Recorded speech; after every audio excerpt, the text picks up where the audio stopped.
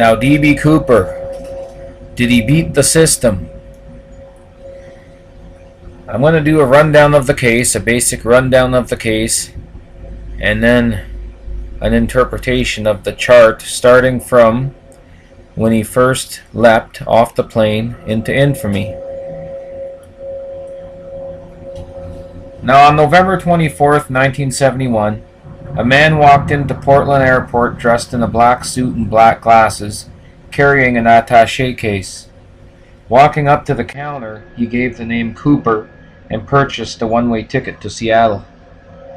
Nothing was noted particular about this man, except for the fact that his clothing was very dark and that he insisted the plane be a 727. A 727 was the only airliner from which a successful parachute jump could be made from the passenger cabin with the intentions this man had in mind, investigators found out later.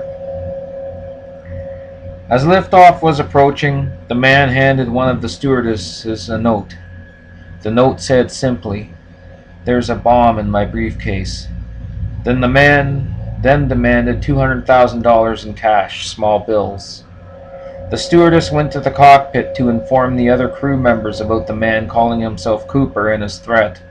The flight crew then notified air traffic control about the hijacking, and they in turn contacted the FBI. Cooper demanded $200,000 cash in a knapsack and 4 parachutes, 2 front pack parachutes and 2 backpack parachutes. He also specified the airliner remain in the air until the money and the parachutes were ready at Seattle. The other passengers were not told the airplane was being hijacked. The flight crew went about business as if nothing was out of the ordinary. Refreshments were served. Cooper ordered 2 bourbon and waters. The FBI, meanwhile, asked the airline how they wished to deal with the hijacking. The airline instantly responded the ransom be paid. The FBI at Seattle started obtaining the money. Each bill was photographed and the serial numbers recorded. Cooper also insisted the plane be refueled upon landing in Seattle. No passengers were to be released until all Cooper's demands were met. The hijacker insisted they land, but with one difference. They stay on the runway rather than taxi up to the terminal. The airliner landed in Seattle at 5:43 p.m. The plane parked in a remote area of the field at Seattle Airport. The money and parachutes were delivered by an FBI agent to the airplane, carried on board by stewardesses. No one was aware of the parachutes. One of the parachutes was defective. Cooper's fellow passengers remained rather calm, oblivious of the drama taking place. FBI agents waited outside the plane with scoped rifles, and if the situation called for it, or if Cooper would take hostages, ready to pick him off. Only when passengers were finally released did they realize their lives had been in mortal danger. Oddly, when debriefed, they could remember nothing about the man with the attaché case. Cooper then ordered the pilot to fly from Seattle to Mexico City at a height of 10,000 feet and a speed of 200 miles per hour. But under these conditions, the 727 would have to refuel somewhere along the trip. All agreed to stop in Reno, Nevada. Then Cooper made an unusual request. He wanted the plane to fly with the back stairwell down. The pilot explained it was impossible to fly with the stairwell pulled. After a brief argument, the hijacker consented the stairwell door be closed for takeoff. At 7:37 p.m., Flight 305 took off. By now the weather had deteriorated with a storm front directly in the plane's flight path. Cooper then told the remaining flight attendant on board to go to the cockpit, where she saw him tie something with rope to his waist. At 8:12 p.m., a change in air pressure was recorded in the cockpit indicating a side door being opened. Somewhere over southwestern Washington state, the man calling himself Cooper jumped, never to be seen alive, or dead for that matter, again. Upon landing in Reno, every inch of the airliner was scrutinized for fingerprints. Cooper, who came to be known as D.B. Cooper, has never been found, dead or alive. 7 years later, a plastic sign from a 727 was discovered deep in the Washington forest by a hunter. On February 18, 1980, a family camping by the Columbia River discovered $5,880 in $20 bills waterlogged. If Cooper did survive and buried the money, where is the rest of the money, and why did he only bury a small fraction? Was he expecting to return to the area for a personal nest egg? A white parachute was also found floating in Lake Merwin in southern Washington state. But no trace of the man calling himself Cooper has ever been found, not even a body or the man himself. Cooper has achieved somewhat of a mythical status, perhaps because we see in him a romanticized view of ourselves. Hasn't almost every one of us dreamed of just beating the system, escaping and doing something over the hill and escaping with the riches? Cooper apparently did. Or did he? Cooper Days has become an annual celebration the weekend after Thanksgiving in Ariel, Washington, in his memory. But we always come back to the questions of who and why. Perhaps astrology may give us some insight into this fascinating case.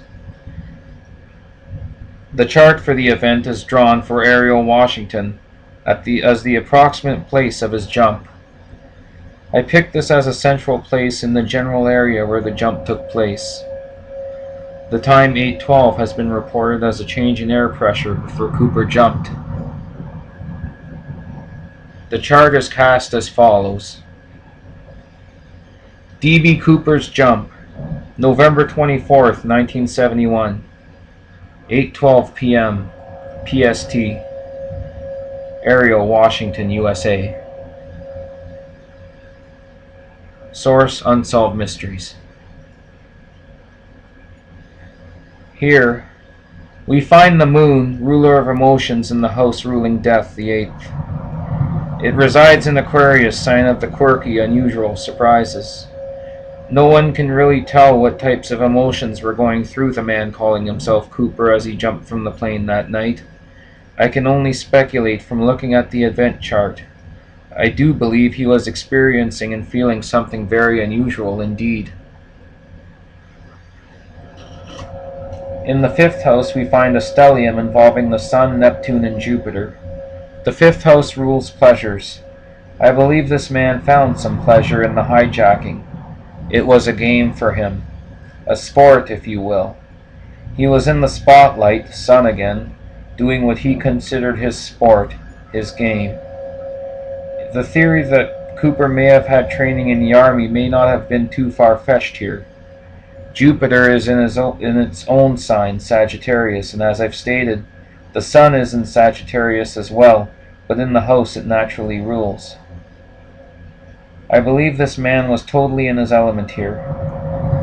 He fantasized and romanticized, Neptune also in Sagittarius here, about this many nights prior to the event. I believe he had to have extensive experience in this realm because of all the planetary energy in the house of creativity, sport, speculation, and pleasure. And he went expansive and over the top, Sagittarius again. As I said, the Sun was in Sagittarius, making the time of year the event took place in made for adventure. People in that part of Washington still celebrate Cooper Days annually. He's become revered for his courage and has attained somewhat of a cult-like status. Here, also, we find Aries on the 10th house cusp. Aries is pioneering, adventurous, and brave, ruled by Mars. 10th house rules over achievements, aims, and career. I believe this man, if he indeed had a criminal career, went down in the history books as certainly a brave criminal. The other side of the coin, some may say he's a fool though. headstrong, the darker side. As I said before, this would have been his sport or career. This was an immense act of bravery, which may have resulted in an unusual death, Moon in Aquarius in the 8th house of death again. Chiron is also in Aries in the 10th house of career, but as I've stated before, just like in John List's reading for his crime scene, it's retrograde again at 9 degrees Aries. 9 is the critical degree of triumph and great generals. This suggests retrograde. He may have suffered a loss in his life to perpetuate him trying to reclaim triumph. He would have been a great general, but instead it ended in skyjacking, which is brave in its own right, don't get me wrong. Chiron in astrology is also known as the wounded healer, suggesting he may have been wounded but was also healed in some way. This suggests an injury or a spiritual cleansing and earthly end to heal his soul in another world. But money was found a few years later in the same area where Cooper jumped. Cooper could have perished in the wilderness after he jumped, dead from exposure or his wounds. I believe this man liked adventure. He may have had an adventurous criminal career. A gambling or speculation debt, Sagittarius again, is also possible. Taurus and Gemini rule the 11th house of groups and associations. On the one hand, Cooper did receive 4 parachutes and $200,000 cash materially, that's the Taurus coming through, from those he associated with on the ground. Taurus is an earth sign. But Saturn, planet of restrictions in Gemini, here also suggests a communication gap. There were some problems getting the parachutes, one was defective, and the money on board, as all bills had to be photographed and serial numbers recorded. The plane had to stop in Reno, Nevada to refuel. Cooper and the passengers were held up for a while at Seattle. Cooper was apparently getting shook up and kept calling for them, the captains and the FBI, to get a move on, so to speak. One last note. The moon was at 25 degrees Aquarius. I use some degrees here because this is a significant way of probing deeper into a chart that I hope will become more used in the future. 25 degrees at Aquarius is the critical degree of alcoholism. Cooper ordered 2 bourbon and waters, so when he jumped, he was already apparently a little intoxicated. He may not have fully felt his own pain, and that may have contributed to his unusual death if he did die. Just a final thought.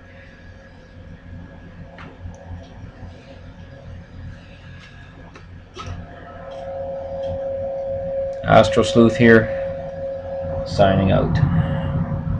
Peace.